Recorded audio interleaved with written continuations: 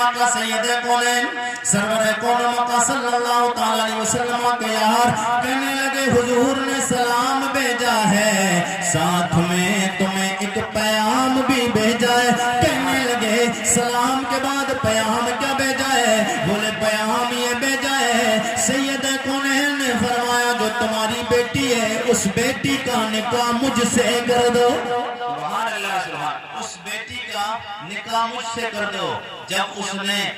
انہوں نے سرکار کے صحابی نے اتنا کہا تو دیکھنے میں چہرے میں تو رنگ کے کالے تھے چہرے میں رنگ کے کالے تھے اب وہ حیران رہ گیا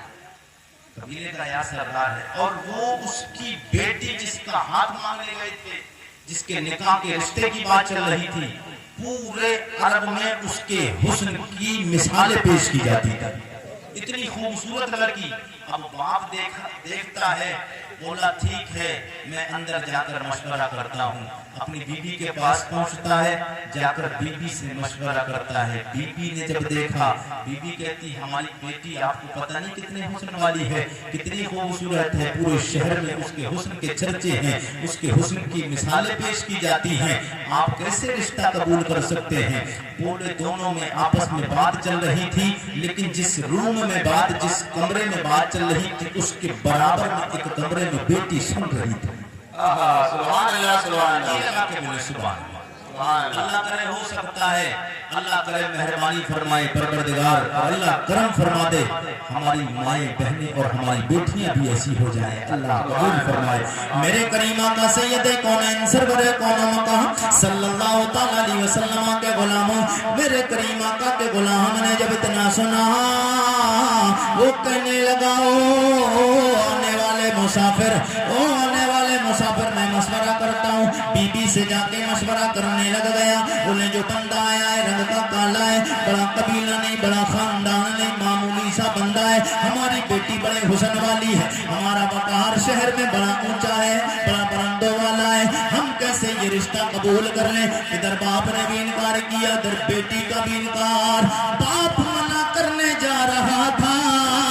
اتنے میں اندر سے پردے کی آہٹ سے آواز آتی ہے او بجان منع کیوں کر رہے ہیں آپ کو پتہ نہیں جو آپ کی بیٹی کا رشتہ مانگنے آیا ہے دیکھنے میں رنگ کا کالا ہے قبیلے کا نہیں ہے بڑا خاندان نہیں بڑی پراپرٹی نہیں زمین جائیداد نہیں بڑا بینک بیلنس نہیں بڑے اونچی بات والا نہیں ہے دیکھنے میں رنگ کا بتا ہے مگر یہ مانتی ہوں یہ کالا ہے مگر یہ دیکھو اسے بھیجنے والا کتنا خوبصورت ہے اسے بھیجنے والا محمد الرسول اللہ کتنا حسین ہے نعرہ تکبیر نعرہ رسالت جشن عید میلاد النبی جشن عید میلاد النبی جشن شادی خانہ آبادی علماء اہل سنت نعرہ تکبیر نعرہ رسالت سبحان اللہ سبحان اللہ پھر ہمیں صدا لگانی کہ تیرے قدموں میں آنا میرا کام تھا میری بگڑی بنانا میں تیرے قدموں میں آنا میرا کام تھا میری بگڑی بنانا بگڑے بنانا تیرا کام ہے ٹھوکرے کھا کے گرنا میرا کام تھا ٹھوکرے کھا کے گرنا میرا کام تھا ہر قدم پر اٹھانا ہر قدم پر اٹھانا ہے میرے آقا سید کونین سرور کون مکہ صلی اللہ تعالی علیہ وسلم کے غلاموں ادھر میرے کریم آقا سید کونین کے یار کو بولا کہنے لگا مشورہ کرتا ہوں میں یہ رشتہ قبول اندر سے واپس آیا کہنے لگا یہ رشتہ مجھے منظور نہیں ہے یہ رشتہ مجھے قبول نہیں. میرے نبی کے یار سرکار کی بارگاہ میں واپس آ جاتے ہیں. وہ دونوں میاں بیوی مشورہ کرتے ہیں. بیٹی کہنے لگی ابا جان او میری ماں جی آپ بینک بیلنس کو نہ دیکھیں, آپ زمین جائیداد کو نہ دیکھیں, رنگ کا کالا نہ دیکھیں, یہ دیکھو بیچنے والا کون ہے, بیچنے والا کون ہے, بھیجنے والا تو وہ ہے جس کے بارے میں اللہ نے فرمایا النبی اولی بالمؤمنین من انفسہم, میرا نبی مومنوں کی جانوں سے بھی زیادہ قریب ہے. جب میرے آقا سید کونین کے بارے میں میرے رب نے یہ فرمایا ہے تو میرا نبی کو پتا ہے اس نے جس لڑکی کا رشتہ جس کابی کے لیے بھیجا ہے میرے آقا کے غلاموں اس کے حق میں کیسا ہے.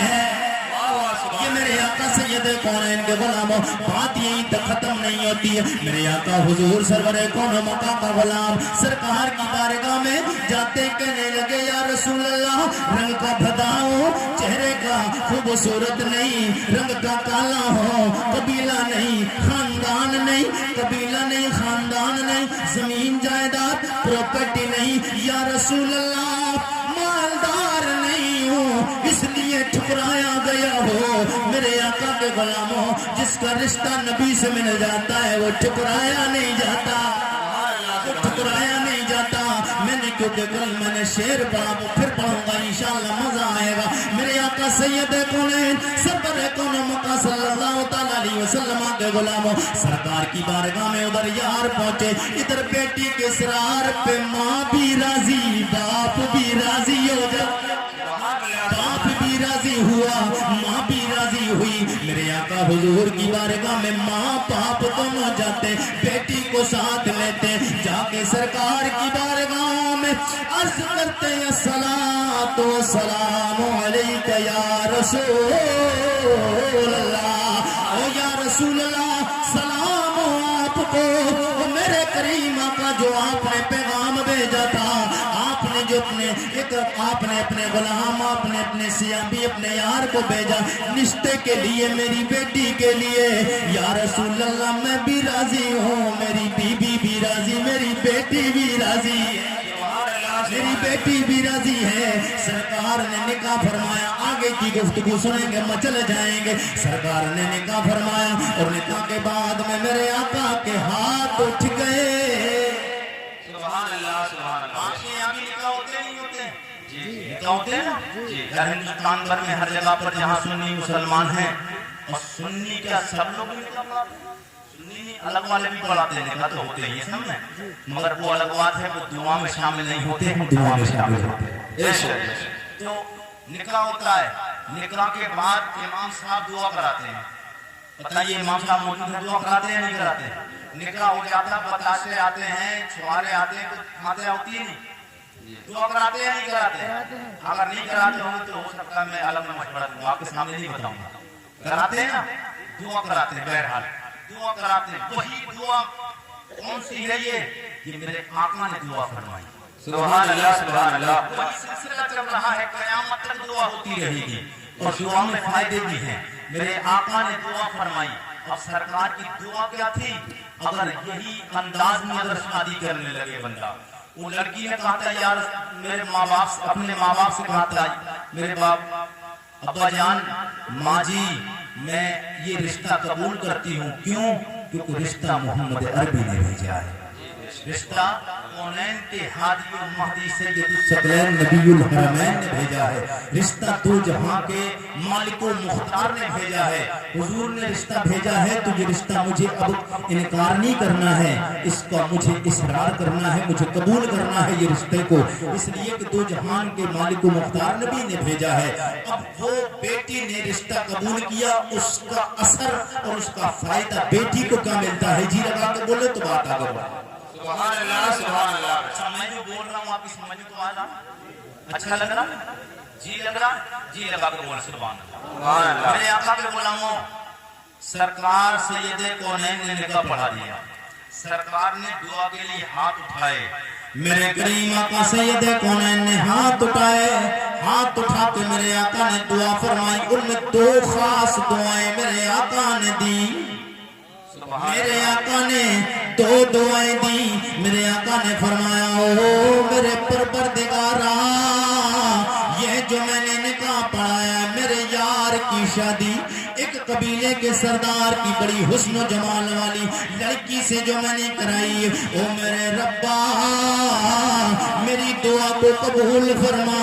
میرے اس یار کے رزق میں برکتیں عطا فرما، اس کو نیک اولاد عطا فرما۔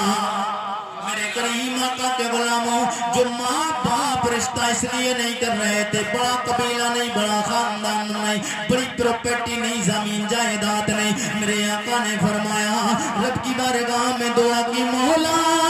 میرے اس غلام کے رزق میں کاروبار میں برکت عطا فرما۔ اور آپ کو پتا ہے جب کاروبار میں برکتیں ہوتی ہیں تو مالداری آتی ہے، مالداری آتی ہے۔ اللہ کی عزتوں کی قسم میں نے پڑھا، تاریخ بتاتی ہے اس قبیلے کی جو لڑکی تھی، اس لڑکی کا معاملہ یہ رہا جب اس کی شادی میرے نبی کے یار صحابی جناب حضرت جلیبیب سے ہوئی، تاریخ بتاتی ہے اس قبیلے کی عورتیں جتنی بھی تھی اتنی مالدار، وہ عورت میرے نبی کی دعا کی برکت سے اللہ نے اس لڑکی کو وہ دولت عطا فرمائی کہ اس کے قبیلے میں کوئی عورت اتنی مالدار ہو ہی نہیں پائی۔ پورے قبیلے میں اتنی مالدار کوئی عورت نہیں تھی اس وقت میں جتنی وہ مالدار عورت بنی، وہ لڑکی جس کا نکاح حضرت جلیبیب سے ہوا۔ سبحان اللہ۔ یہ کہاں سے ملا؟ یہ سب میرے مصطفیٰ سید کونین کی دعا کی برکت سے۔ سبحان اللہ۔ جو حضور کو خوش کرتا ہے، جو حضور کو خوش کرتا ہے،